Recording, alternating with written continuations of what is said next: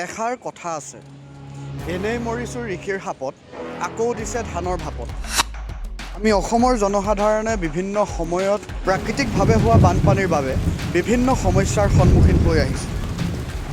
কপালৰ ঘাম মাটিত পেলাই শৰীৰৰ তেজকো পানী কৰি উৎপাদন কৰা খেতিডৰাৰ শস্যবোৰ পূৰঠ হ'বলৈ নপাওঁতেই বানে উটুৱাই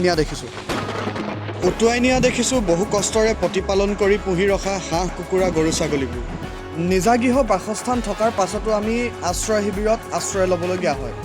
এইবোৰ বছৰেকীয়া সমস্যাত যেন সন্তুষ্ট নহয় চৰকাৰ প্ৰশাসন। সমস্যাৰ সমাধান নোলাওঁতেই পুনৰ নেপকুৰ দৰে ডাঙৰ ডাঙৰ নদী বান্ধবোৰৰ পানী পুনৰ আমাৰ খেতিৰ পথাৰৰ ওপৰত মেলি দিয়া হয়।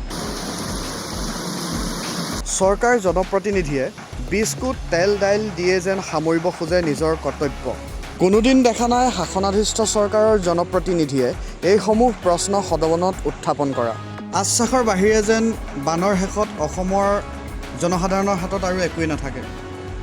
বিঘাই বিঘাই মাটি থকাৰ পাছতো যেন অসমীয়াই নিজৰ পেটৰ ভাত মুঠিৰ বাবে কান্দিব লগা হয়।